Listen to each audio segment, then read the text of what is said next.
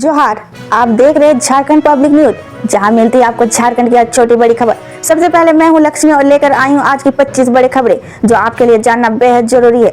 ऐसे न्यूज से अपडेट रहने के लिए सब्सक्राइब कर ले। नई उत्पाद नीति पर शराब माफिया का प्रभाव, आम जनता का होगा नुकसान। चंद्र प्रकाश चौधरी। आजासू पार्टी के वीर उपाध्यक्ष व गिरिडीह के सांसद चंद्र प्रकाश चौधरी ने राज्य के मुख्यमंत्री हेमंत सोरेन को उत्पाद एवं मद्य निषेध विभाग द्वारा मदिरा के थोक भंडारण व खुदरा बिक्री एवं होटल, बार व क्लबों आदि के संबंध में प्रस्तावित नियमावली पर मांग गए सुझाव पर अपना सुझाव, आपत्ति व संशोधन को लेकर पत्र भेजा है। उन्होंने अपने पत्र के यह उल्लेख किया है कि झारखंड में शराब या थोक व खुदरा बिक्री के लाइसेंस के लिए एक प्रभावशाली गिरोह ने अनैतिक व गैर कानूनी रूप से वर्तमान में लागू मदिरा का भंडारण एवं थोक बिक्री संशोधन नियमावली 2022 के नियम 5, 6, 7 को नई नियमावली में विलुप्त करा दिया है, जो भ्रष्टाचार की प्रकाष्ठ है। उन्होंने पत्र में कहा है कि शराब एक ओर जहां राजस्व प्राप्ति का माध्यम है, तो दूसरी ओर शराब का सेवन से राज्य में निवास करने वालों की सामाजिक व आर्थिक संरचनाओं पर प्रतिकूल प्रभाव पड़ेगा, जो कल्याणकारी राज्य के हित में नहीं है। धनबाद के कतरास में बीसीसीएल कर्मी का शव बरामद, जांच में जुटी पुलिस। धनबाद के कतरास थाना क्षेत्र में एक युवक का शव शनिवार के आहल सुबह बरामद किया गया, जिससे पूरे इलाके में सनसनी फैल गई। मृतक की पहचान जहानाबाद निवासी शंकर भुवैया के रूप में हुए है। यह बीसीसीएल में कार्यरत था। फिलहाल पुलिस मामले में छानबीन में जुट गई है। शव को पोस्टमार्टम के लिए भेज दिया गया है। विवाद सुलझाने गई पुलिस पर हमला, हवलदार के हथियार छीनने का प्रयास। देवघर में विवाद सुलझाने गई पुलिस पर एक युवक ने हमला कर दिया। हवलदार पर धराधर हथियार से हमला करने वाले युवक ने उनका हथियार भी छीनने का प्रयास किया। हवलदार विकास ने बताया कि बाद में पुलिसकर्मी वह पहुंचे तो उनकी जान बची। घटना शनिवार को बस स्टैंड के पास हुई है। महिला से पर्स छीनताई करना पड़ा भारी, स्थानीय लोगों ने कर दी जमकर पिटाई। देवघर में अपराधियों का मनोबल बढ़ा हुआ है। शनिवार सुबह 10 बजे 2 अपराधियों ने देवघर सारठ मुख्य मार्ग के बॉर्डरिंग इलाके में छीनताई की घटना के अंजाम देने का प्रयास किया। हालांकि वे इससे सफल नहीं हो सके और स्थानीय लोगों को गिरफ्त में आ गए। इसके बाद दोनों अपराधियों को जमकर पिटाई हो गई। सूचना मिलने के बाद पुलिस मौके पर पहुंची और उन दोनों को अपने कब्जे में ले लिया। बेरमो में सीसीएल कर्मी का क्वार्टर से दिन दहाड़े 27 लाख की चोरी। बोकारो जिले के बेरमो थाना क्षेत्र के रीजनल हॉस्पिटल कॉलोनी ढोरी में शनिवार के दिन दहाड़े चोरों ने एक सीसीएल कर्मी के क्वार्टर में चोरी की। क्वार्टर सीसीएल कर्मी उद्देश्वर सिंह के नाम पर आवंटित है। वह दोपहर में अपनी पत्नी के साथ बाजार जाने के लिए निकले थे। इस दौरान वह अपने पत्नी को पूनम देवी को पुराना वीडियो ऑफिस में छोड़कर ड्यूटी के लिए चले गए। उनके पत्नी वीडियो ऑफिस से फुर्सत सिलाई दुकान चली गई। कौन है झारखंड कांग्रेस के नए प्रभारी के राजू? राहुल गांधी के माने जाते हैं बेहद करीब। झारखंड कांग्रेस प्रभारी की कामना को राजू को दी गई है। गुलाम अहमद को पद से मुक्त से कर दिया गया है। कांग्रेस आलाम कमान ने झारखंड समेत 9 राज्यों के प्रभारी बदले हैं। अब सवाल यह है कि राजू कौन है जिसे इस राज्य की जिम्मेदारी दी गई है। कि राजू आंध्र प्रदेश के 1981 बैच के आईएएस अधिकारी रह चुके हैं। साल 2013 में उन्होंने अपने पद से इस्तीफा दे दिया था। वह राहुल गांधी का बेहद करीब माने जाते हैं। बीआईटी मेसा के प्लेटिनम जुबली में बोली, राष्ट्रपति द्रौपदी मुर्मू झारखंड उनके लिए घर आने जैसा। राष्ट्रपति द्रौपदी मुर्मू शनिवार को बीआईटी मेसा के प्लेटिनम जुबली के बतौर मुख्य अतिथि शिरकत की कार्यक्रम का आयोजन सुबह 11 बजे किया गया। राज्यपाल संतोष गंगवार, मंत्री सुधीर कुमार सोनू और संस्थान और आला अधिकारियों ने मेसा परिसर में उनको फूलों के गुलदस्ता देकर स्वागत किया। राष्ट्रपति ने कार्यक्रम में मौजूद लोगों को संबोधित करते हुए कहा कि झारखंड आना उनके घर आने का जैसा है। उन्होंने संस्थान के शानदार जर्नी के लिए छात्रों और शिक्षकों को बधाई दी। झारखंड में ये 15 कंपनियों करेगी 30,000 करोड़ का निवेश। किस महीने होगा एमओयू? सीएम हेमंत सोरेन ने दिया निर्देश। झारखंड में 15 कंपनियों के साथ 30,000 करोड़ से अधिक के निवेश के लिए मार्च में MOU होगा। मुख्यमंत्री हेमंत सोरेन ने इसकी तैयारी करने का निर्देश दिया है। इन कंपनियों के निवेश से 8400 को प्रत्यक्ष और 9500 को अप्रत्यक्ष कुल 17,900 के रोजगार के अवसर मिलेगा। पिछले दिनों मुख्य सचिव ने भी इन कंपनियों की समीक्षा कर तेजी से इनका काम करने का निर्देश दिया था। इन कंपनियों में स्टील, सीमेंट और पावर प्लांट से लेकर हैंडबैग बनाने तक का प्लांट लगाने का प्रस्ताव है। सिंगल विंडो क्लीयरेंस कमेटी से भी कंपनी का निवेश प्रस्ताव को मंजूरी मिल चुकी है। बताया गया है कि मुख्यमंत्री से MOU के लिए समय मांगा जाएगा। मार्च में कभी भी समय मिलते ही MOU के लिए एक बड़े समारोह का आयोजन किया जाएगा। झारखंड में मैया सम्मान योजना का बड़ा अपडेट, एक मुश्त मिलेगा 7500 रुपए। अब तक कितने लाभार्थियों के खाते में आधार से जुड़े? झारखंड मुख्यमंत्री मैया सम्मान योजना के तहत फरवरी की राशि मिलने का तय तारीख शनिवार 15 फरवरी को समाप्त हो जाएगी।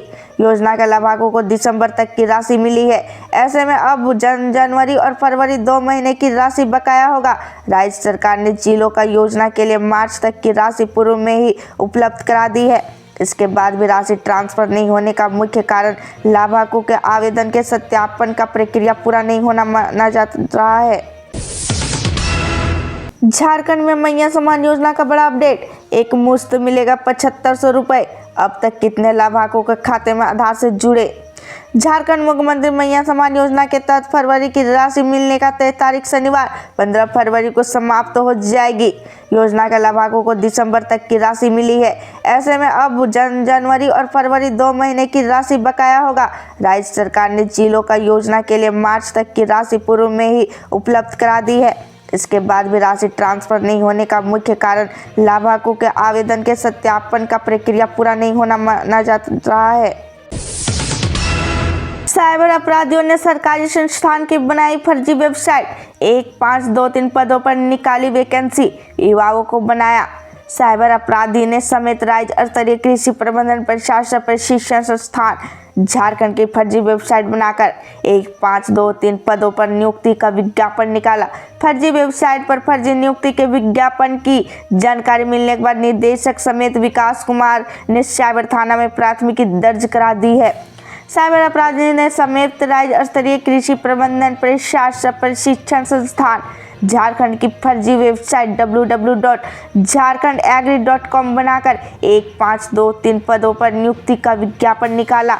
इस फर्जी वेबसाइट पर कृषि विभाग के द्वारा national mission on agriculture extension and technology Jharkhand में प्रखंड स्तरीय 3 पदों block technology manager, assistant technology manager एवं असिस्टेंट क्लर्क पर नियुक्ति की सूचना प्रकाशित की गई है।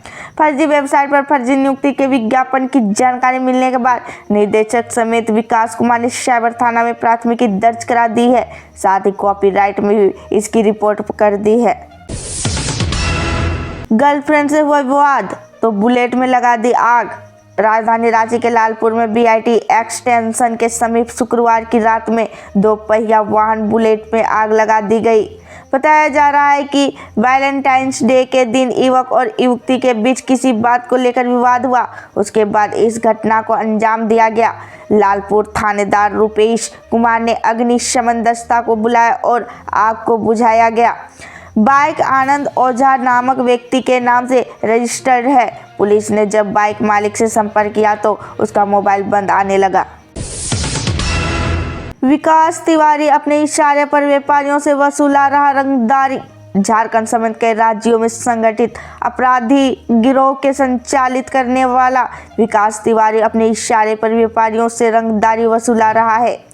इसका खुलासा तब हुआ जब इस गिरोह का एक सदस्य अनिल यादव रामगढ़ और लातेहार पुलिस के ज्वाइंट ऑपरेशन में गिरफ्तार हुआ। शुक्रवार की पुलिस अनिल यादव को कड़ी सुरक्षा के बीच लातेहार ले गए, लेकिन रामगढ़ में जो कहानी सामने आई वह चौंकाने वाली थी। रामगढ़ शहर में बंगाली टोला निवासी अनिल यादव गिरोह के लिए काफी लंबे समय में काम कर रहा था। विकास तिवारी के इशारे पर वह दूसरे जिले के व्यापारियों को और ठेकेदारों को न सिर्फ धमकाता था बल्कि उन्हें रामगढ़ बुलाकर रंगदारी वसूलता था। धमकी देने के बाद जब व्यापारी उसे पैसे देने के लिए राजी होते थे तो उन्हें राष्ट्रीय राजमार्ग 33 का एक लोकेशन उन्हें भेजता था। झारखंड में इस दिन से होगी बारिश, मौसम विभाग ने।